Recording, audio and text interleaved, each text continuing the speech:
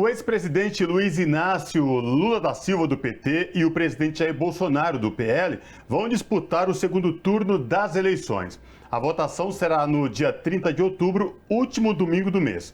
No discurso após a confirmação do resultado do primeiro turno, Lula disse que São Paulo será palco do confronto e que o partido vai mapear onde teve menos votos. Bolsonaro, por outro lado, não atacou as urnas eletrônicas, mas criticou pesquisas de intenção de voto. Para falar sobre as movimentações e apoio das candidaturas no segundo turno, nós conversamos agora com Cristina Serra, que é jornalista e escritora. Olá, Cristina, tudo bem? Prazer em falar contigo. Seja bem-vinda de volta aqui ao Revista Brasil TVT. Oi, Cosmo, Ana, todo mundo que nos acompanha aqui, um prazer novamente estar aqui. Cristina, vamos falar um pouco dessas movimentações, esse tabuleiro político que isso movimenta, já começou a movimentar, aliás, já a partir da segunda-feira, com apoios e adesões tanto ao ex-presidente Lula, a candidatura de Lula, né, como também apoios de governadores a Bolsonaro. Eu queria te ouvir sobre esta movimentação em torno das duas candidaturas já nesta semana, que começou já a campanha para o segundo turno.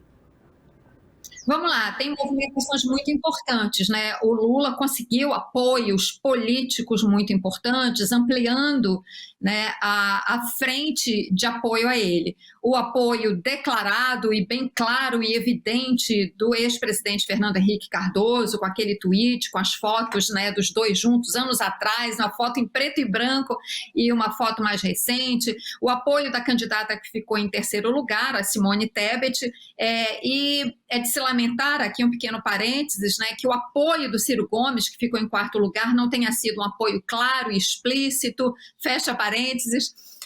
Além disso, Lula fez uma grande reunião, uma espécie de conselhão político, né, com governadores, com senadores, né? Logo que passou o resultado, que foi dado o resultado, ele conseguiu reunir.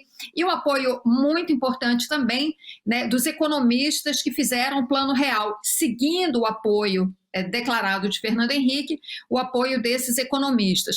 Bolsonaro, por outro lado, também, né, reunindo suas forças previsíveis, né, governadores reeleitos, no caso, Zema,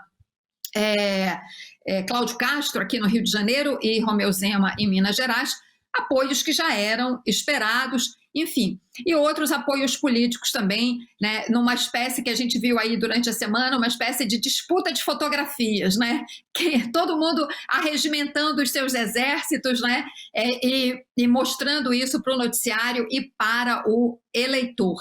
Agora, o que eu quero trazer aqui para a gente, para a nossa reflexão, Cosmo e Ana, é o seguinte: a gente vê que os apoios políticos são importantes, mas eu acho que isso está ficando muito claro, sobretudo agora no segundo turno, que a disputa política está se dando num outro campo, né? Um campo que nunca teve tanta força e tanta expressão como a gente está vendo agora nesta campanha eleitoral, que é o campo religioso, né? E eu acho que isso é uma vitória do bolsonarismo. A gente precisa entender esse fenômeno, né?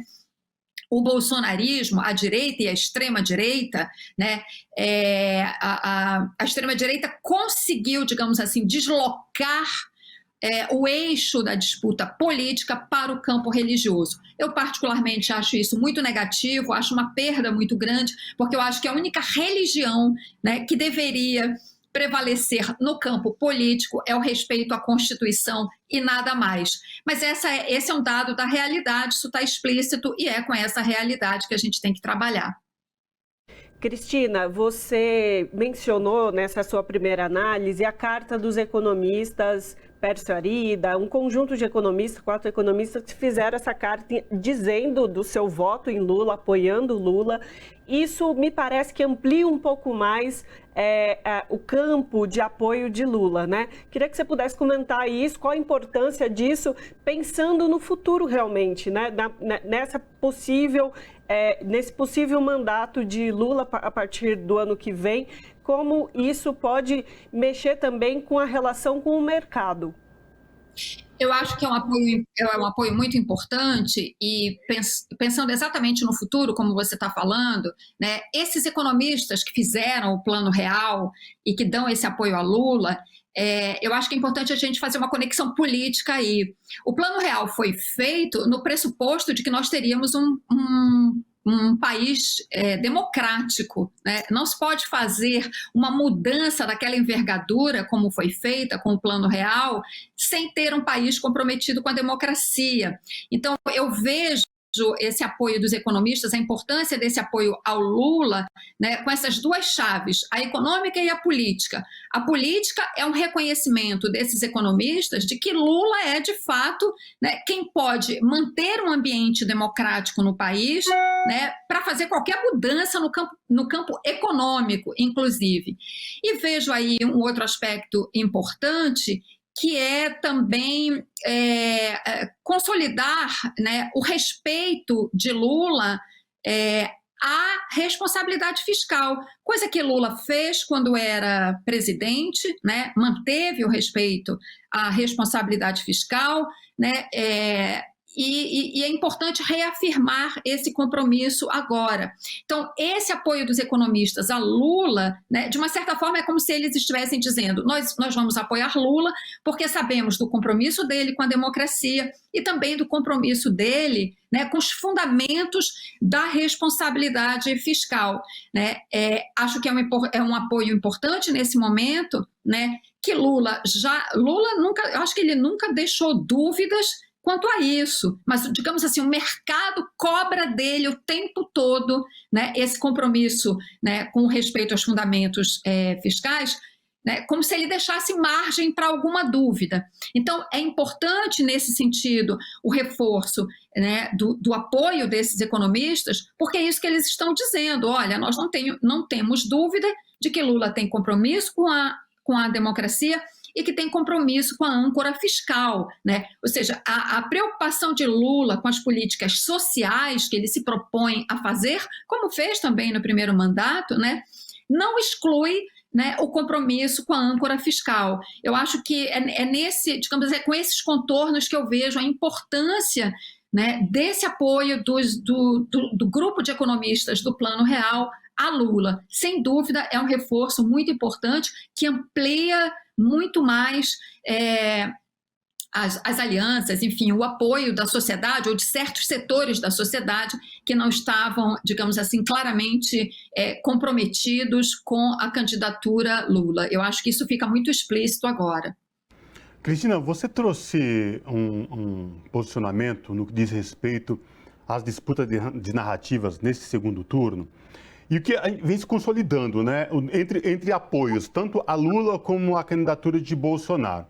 E aí é uma pena que, no momento tão delicado no Brasil, com milhões passando fome, com milhões de desempregados, a saúde péssima, uma pandemia que eximou aí milhares de brasileiros, enfim, essa discussão da religião, da moralidade, ela se sobrepõe a questões tão importantes do nosso dia a dia, né? E é incrível você trouxe esse apontamento de como a extrema-direita ela se apodera desse setor, né, da sociedade, desse tema especificamente, para deixar de lado aquilo que talvez não tenha para eles, né, que é propostas efetivamente de construção, de desenvolvimento sustentável, de controle, de proteção ao meio ambiente, enfim, e pautas importantes no dia a dia da população, dos trabalhadores, são deixadas de lado, né? E é incrível como esses apoios, tanto de Lula como Bolsonaro, ficam claros e evidentes quando a gente começa a analisar essa questão, né?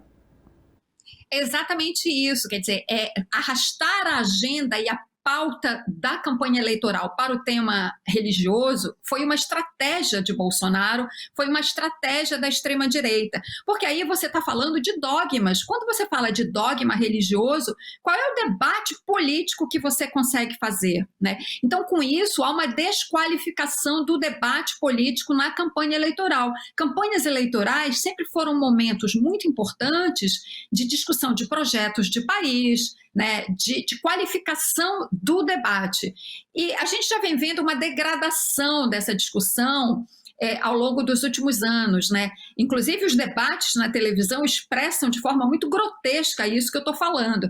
Agora, é uma estratégia da extrema-direita, é uma estratégia de Bolsonaro, e eu volto a dizer, lamentando profundamente, ela foi bem-sucedida, ela está sendo bem-sucedida, a tal ponto, né, que Lula tem sido obrigado a fazer a sua propaganda na TV falando de religião e falando desses valores morais, por exemplo, como o aborto, que nem deveria ser tema de campanha, porque o aborto não é uma coisa que não depende, qualquer mudança na legislação sobre aborto não depende de uma vontade do presidente ou da visão moral e religiosa que ele tenha sobre esse assunto, né?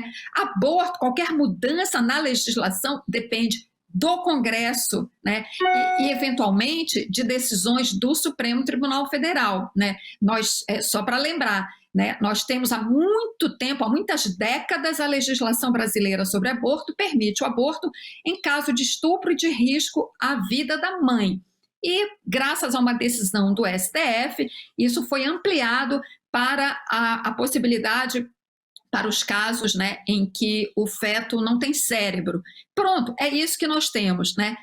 Não há discussão, essa discussão não está posta na sociedade brasileira, né? E pesquisas indicam que a sociedade brasileira não quer ampliar essas possibilidades de aborto. Mas isso foi colocado pela campanha do Bolsonaro, isso foi pautado e força o tempo todo, né, a que o presidente Lula entre nesse terreno, né, e não só das pautas morais, mas visto nesse cenário mais amplo da pauta religiosa. Isso é uma desqualificação do debate político, é uma grande perda de oportunidade, como você falou, Cosmo, na sua pergunta, isso fica expresso.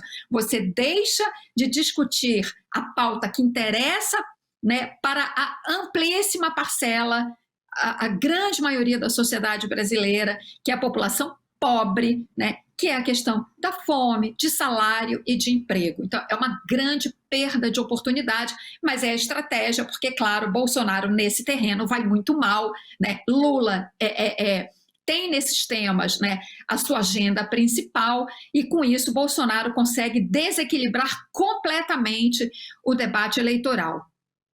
Cristina, continuando nessa cortina de fumaça a partir desse debate moral, religioso, dogmático, até diria que é feito nesse período eleitoral agora, o que vem acontecendo parece, no campo da política, da economia, parece que as pessoas estão ignorando.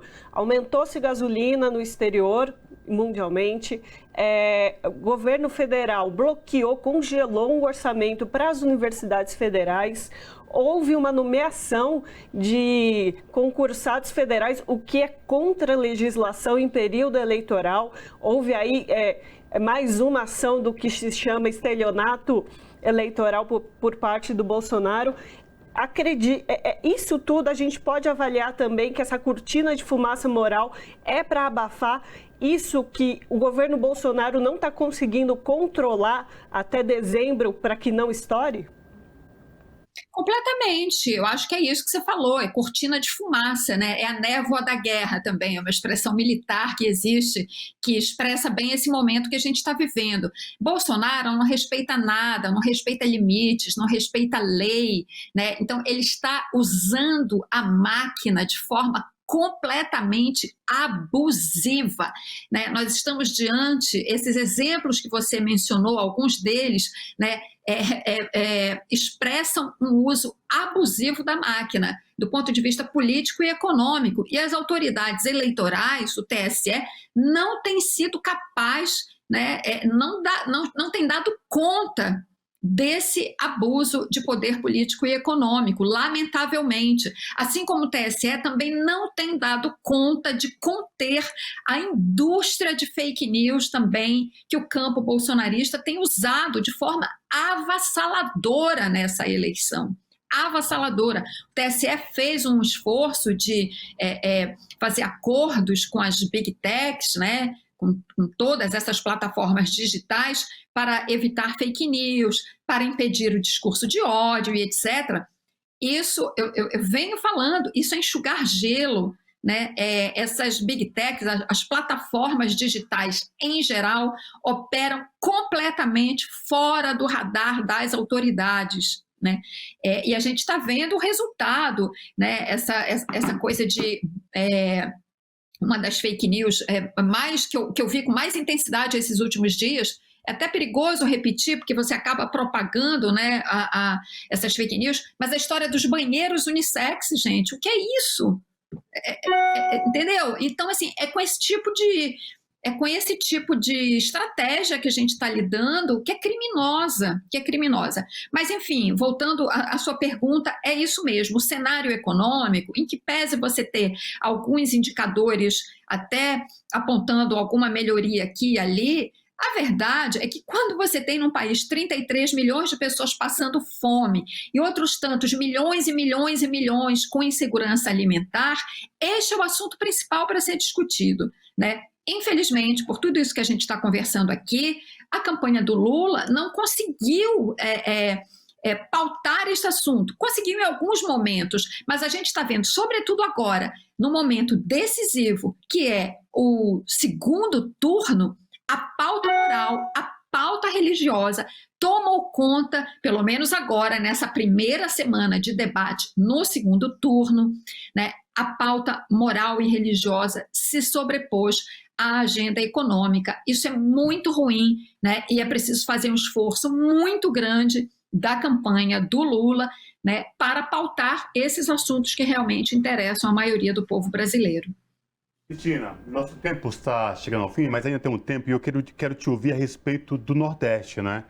Mais uma vez, o Nordeste deu uma ampla vantagem de votação a Lula e Minas Gerais. A campanha de Lula conseguiu recuperar no estado de Minas Gerais mais de 250 cidades que havia perdido quando o Haddad foi candidato. Um termômetro aí que sinaliza também como a campanha vai se desenhar daqui para frente, né? E outra coisa, ao que tudo indica, no Nordeste, Bolsonaro ficou sem palanque. Queria te ouvir sobre essas questões. Bom, o Nordeste é a nossa grande trincheira e eu quero aqui dar uma nota pessoal. Eu sou filha de nordestino, então eu tenho passaporte e cidadania nordestina com muito orgulho.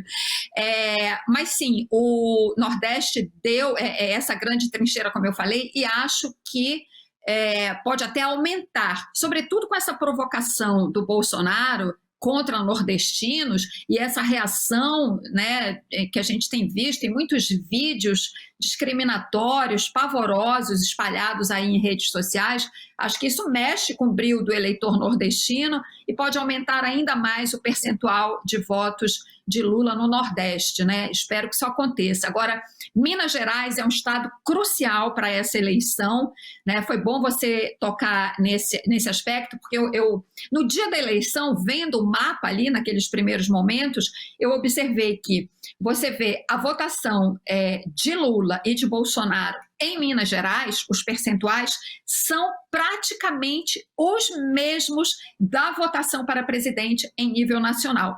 Grosso modo, tirando, né, o 0, aí para a gente ter os números gerais, né, Lula e Bolsonaro ficaram respectivamente em Minas Gerais com 48% e 43%. Em Minas, que é o mesmo percentual nacional. Eu sempre digo, Minas, eu acho que é o território decisivo, campo de batalha decisivo para eleições em geral, né, para todas as eleições presidenciais e para essa especificamente. Lula tem condições de aumentar. Você vê o mapa da votação de Lula em Minas Gerais, ele tem o norte de Minas Gerais, que é a região mais pobre, né, o Vale do Jequitinhonha, o Vale do Mucuri, ele tem o leste mineiro também, e ele conseguiu entrar, veja só, no Triângulo Mineiro, né, que é uma região rica, né, região, né, de pecuária muito forte, que seria, em princípio, né, uma região de voto mais conservador, mas Lula está presente ali, né? Então, eu acho que essa variedade da paisagem socioeconômica de Minas Gerais, né, que reflete justamente a diversidade, né, de paisagem socioeconômica do Brasil, é muito animador a gente ver Lula penetrando, inclusive, em territórios, né, que teoricamente lhe seriam mais difíceis, né? Então, eu acho que é onde Lula tem que realmente concentrar a sua campanha, né, de uma forma muito intensa e aumentar essa proporção de votos em Minas Gerais. É um campo de batalha decisivo para Lula nesse momento. Com certeza. Nesse segundo turno aqui, a gente vai ter fortes emoções ainda. Cada dia um novo processo, né?